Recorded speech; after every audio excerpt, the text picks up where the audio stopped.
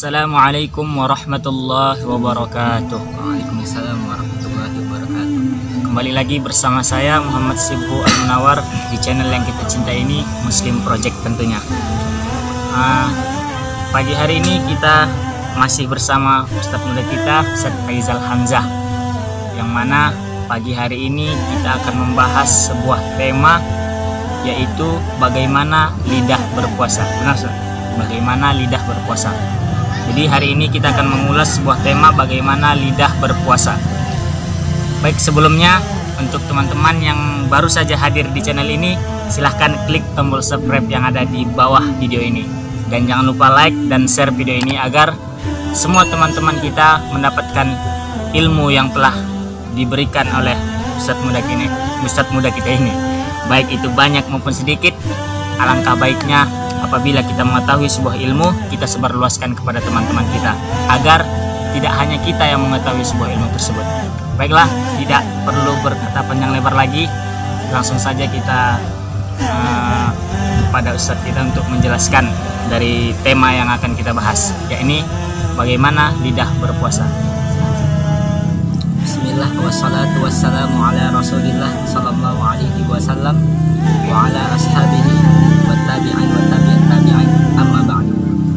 Saya ucapkan syukuran kepada Ustadz Munawar hafizahullah ta'ala, dengan salah satu adiknya Ainur Rafiq, Ustadz Ainur Rafiq hafizahumullah ta'ala, jazahumullahu khairan. Baiklah, di sini saya menyampaikan tentang bagaimana lidah berpuasa. Tentunya di sebagian tempat kita banyak kita temuin bahwasanya orang-orang yang berpuasa, tetapi hati mereka, mata mereka, lidah mereka, telinga mereka tidak berpuasa. Jadi hanya sekedar casing saja yang berpuasa. Hanya sekedar casing aja, hanya menahan lapar dan haus. Padahal di dalam hadis Sahih Al-Bukhari dan Sahih Muslim juga dan Jami' Tirmizi, bahwasanya Rasulullah Shallallahu Alaihi Wasallam bersabda, betapa banyak seseorang yang berpuasa, tetapi ketika dia berbuka, dia hanya mendapatkan lapar dan haus saja, tidak mendapatkan pahala apapun. Yakni dia tidak memperoleh apapun dari pahala puasanya tersebut, Kecuali hanya lapar dan dahaga saja. Berarti sia-sia dong puasanya. sia-sia. Dan itu kita tidak mengetahui kecuali hanya Allah Azza wa Jalla saja kan. Kemudian ketika seseorang tidak menjaga lidahnya berpuasa, maka keimanannya ini tidak lurus, jadinya tidak istiqomah.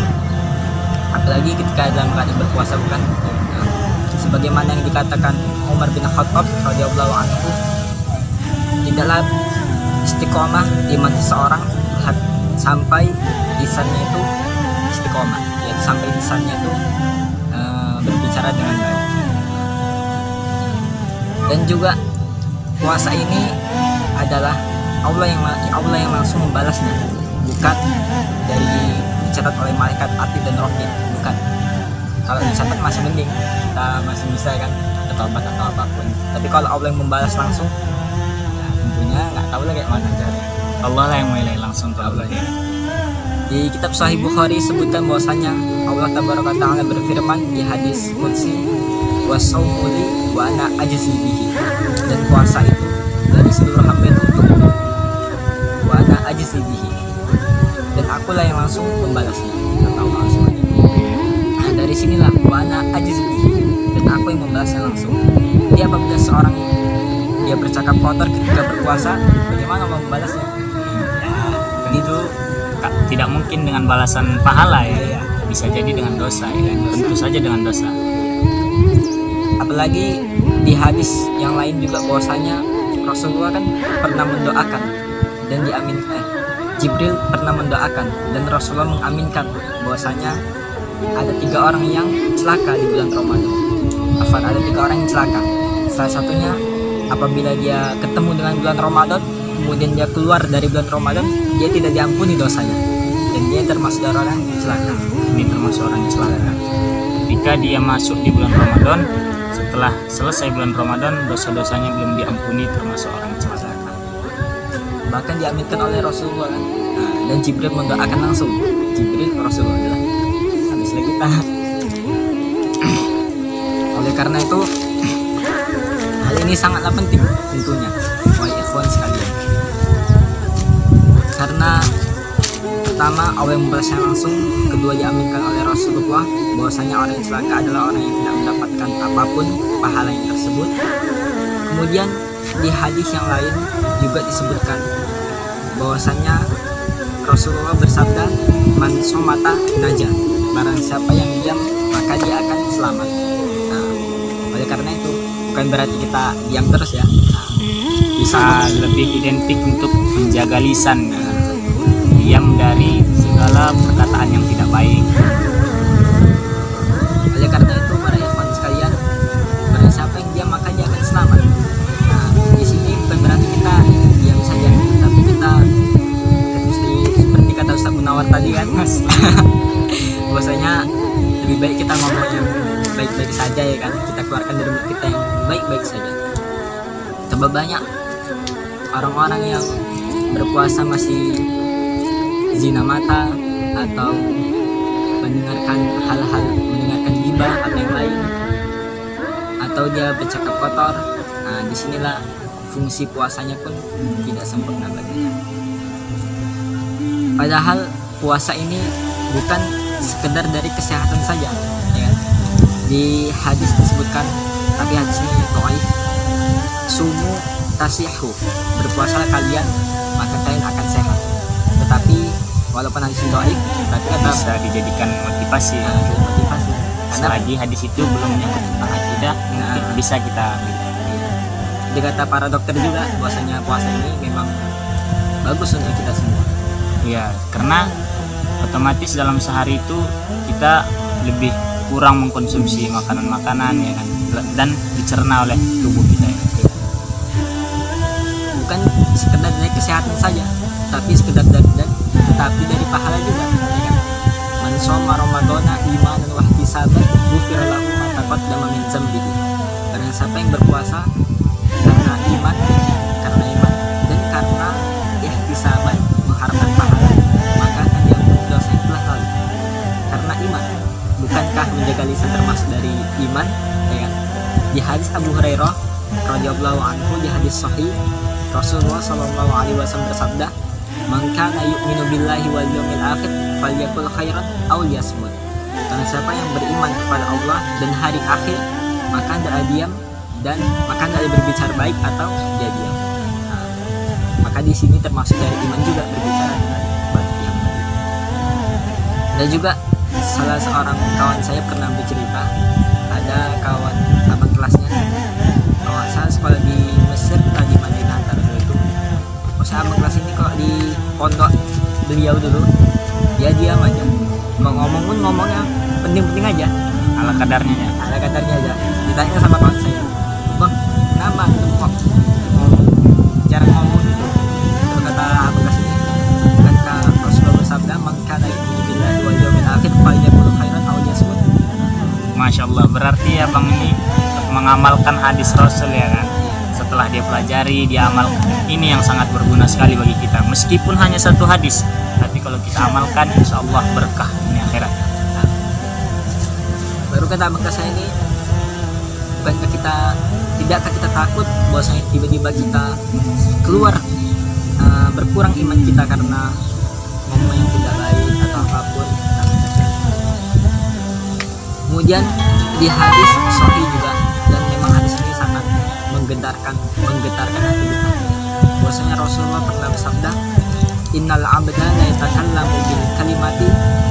Sesungguhnya seorang hamba apabila dia berbicara, ma yatabayyanu fiha, dia ngomong asal-asalan aja, baik itu yang buruk maupun yang baik, ngomong asal-asalan terus, yazillu biha finnari ab'ada mimma bainal masyriqi wal maghribi, maka dia bisa tergelincir ke api neraka sejauh al-masyriq, timur dan barat.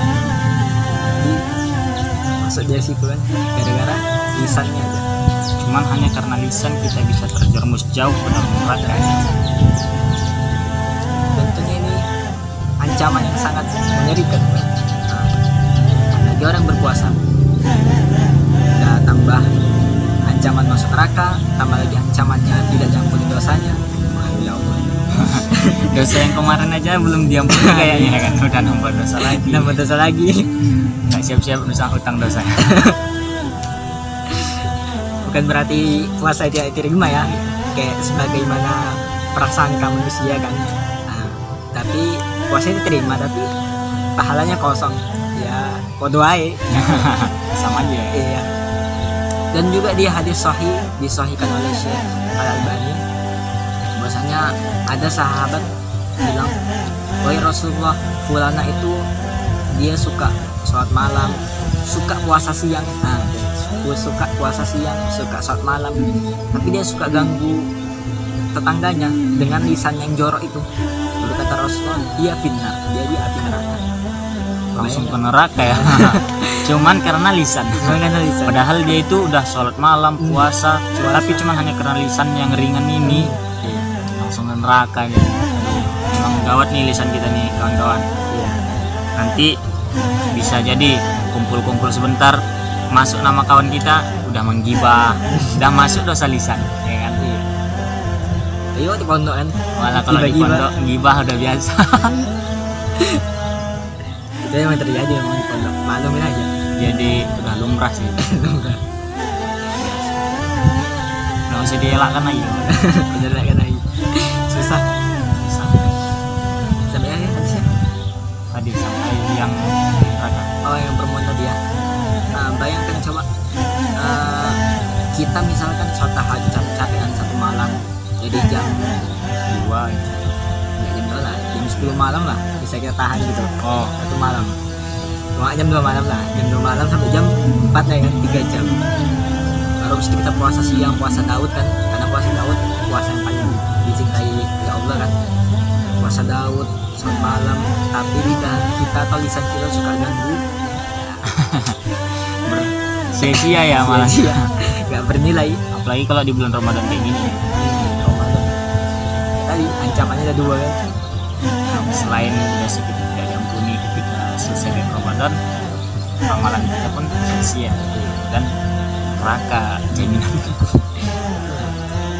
Kemudian di hadis yang lain juga bahwasanya Rasulullah Shallallahu Alaihi Wasallam pernah bersabda, orang Muslim, hakikat orang Muslim itu adalah orang Muslim yang menyelamatkan Muslim lainnya dari gangguan lisannya dan tangannya kalau nggak salah, dari gangguan lisannya. Ini ada lisannya.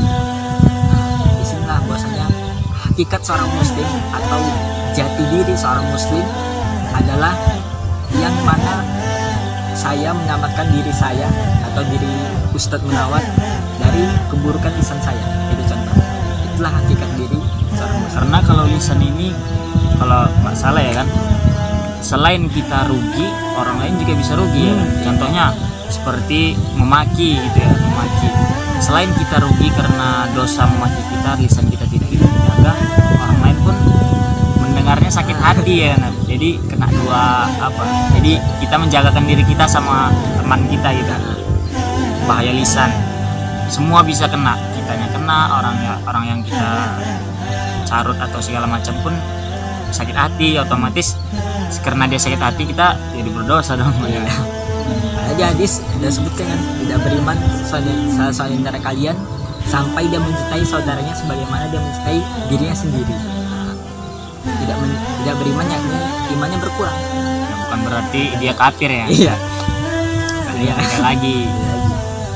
Tidak beriman di sini maksudnya iman kita berkurang. Masa kita mau kan iman kita berkurang? Capek nambahinnya. Udah berkurang.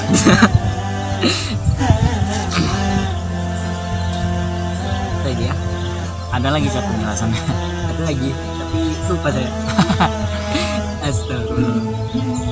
Akibat dosa ya? Ya, karena bisa jadi teman-teman, karena dosa kita ada terlalu banyak itu, memori kita ini kadang agak longgar, jadi mau berjatuhan ya, hafalan-hafalan itu.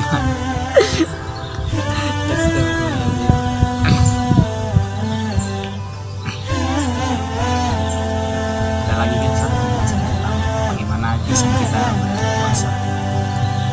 Oh ya, selain, tapi bukan lidah saja ya. Selain lidah kita juga berpuasa, seperti yang saya sebutkan tadi, dia mata kita puasa juga kan dari zina mata, dengan wala taqrabu zina, seperti yang dulu saya baca-baca pondok. Iya.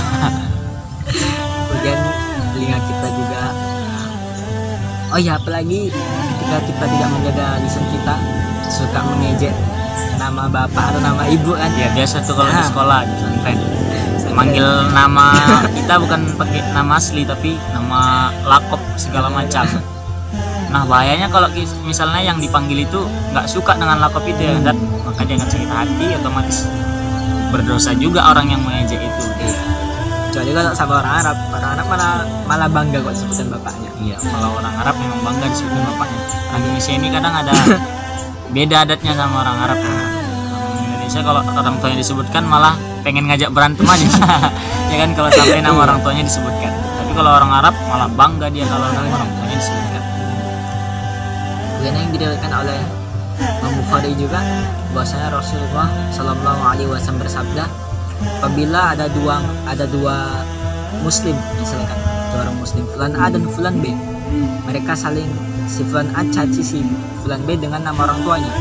Bapak kau lah, nama bapaknya saya Ahmad. Woi Ahmad gini. Ini contoh ya, bukan mengejek nama bapak Ahmad. Contoh. Baru fulan B mengajak, dia fulan B ini tidak bersabar, Gantian dia aja. Ya. Woi fulan gini, bapak fulan gini. Jadi si fulan A ini sebenarnya dia bukan ngejek nama bapaknya si fulan B, tapi si fulan A ini berarti dia ngejek nama bapaknya sendiri. Begitu juga sebaliknya. Sebaliknya. Jadi begitu teman-teman.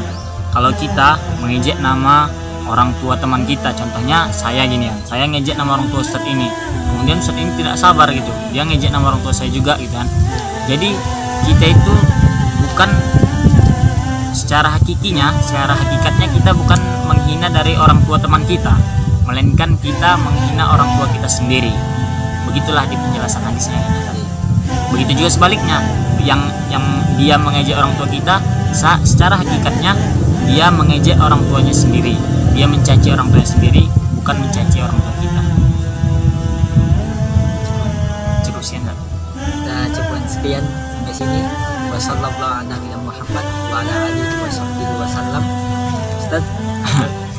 Baik teman-teman, mungkin sampai sini saja ceramah nasihat singkat dari Ustaz kita seputar tentang bagaimana lidah berpuasa, ya kan Ustaz. Jadi bagi teman-teman, sekali lagi saya ingatkan yang baru datang, baru mengunjungi channel saya ini, silahkan subscribe videonya, like dan share ke teman-teman kita agar semuanya mendapatkan pelajaran di pagi hari ini, ya Ustaz, mendapatkan pelajaran yang telah diberikan oleh Ustaz kita.